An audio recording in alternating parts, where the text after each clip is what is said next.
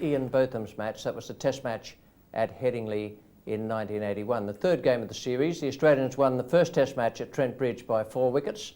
The second was drawn at Lord's. Botham was skipper on both occasions, and he picked up a pair in the Test match at Lord's. No longer captain for Leeds, given the axe, Mike Brearley brought in, and what about that for a match at Headingley? Australia make England follow on. They've done so badly, the Englishmen, that they've actually booked out of their hotel on that morning where Botham came out and made his onslaught. Just talk us through the onslaught. Amazing turnaround in the game. I mean, we were basically ready to go too. But I think what happened was he decided that caution to the wind and he's on a hiding to nothing, he's just got to go out there and have a go.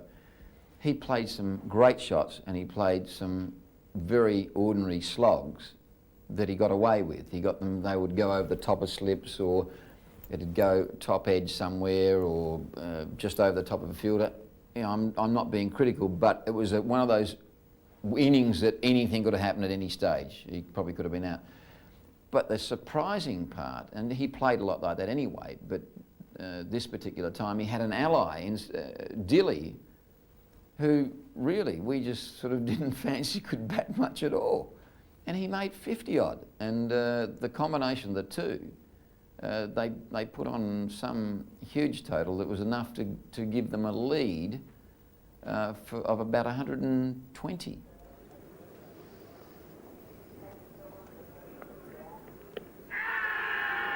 And he's out.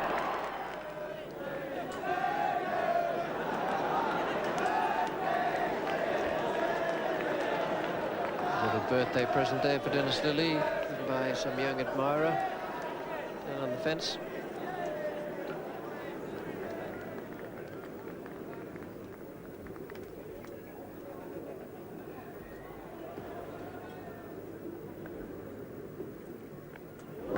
And he's gone.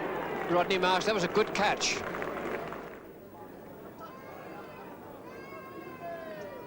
And he's gone. Very fine delivery indeed, and Rodney Marsh appropriately breaks the world wicket-keeping Test record off the bowling of Dennis Lillee, who must surely have given him more victims than any other bowler.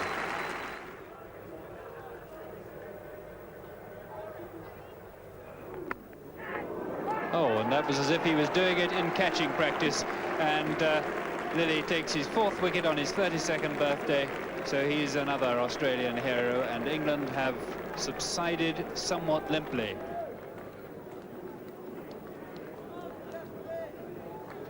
Lillee, who took 4 wickets in the first innings, didn't bowl terribly well in his opening spell, but he now has 266 Test wickets, and that equals Bishan Bedi's haul of Test wickets. He's only the 4th highest wicket taker in Test now, those two together. And that's a catch, and a beautifully taken catch by Terry Alderman, diving to his left, and Graham Gooch is out for naught for the 2nd time today, having made only 2 this morning. Yes, easy as you like. Thank you very much to Terry Alderman at 3rd slip, and the first victim of the morning for Dennis Lillee.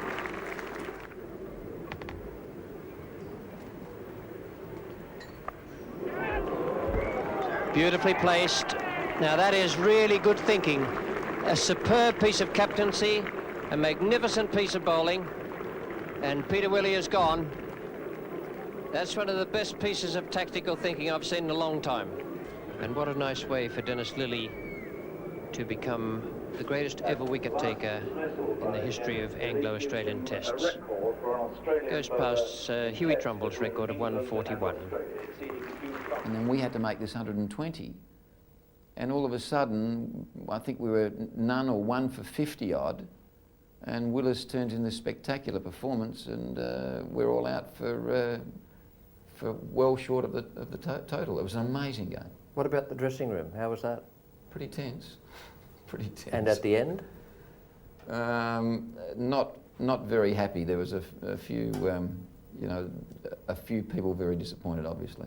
I mean, there was a game we just should never have lost.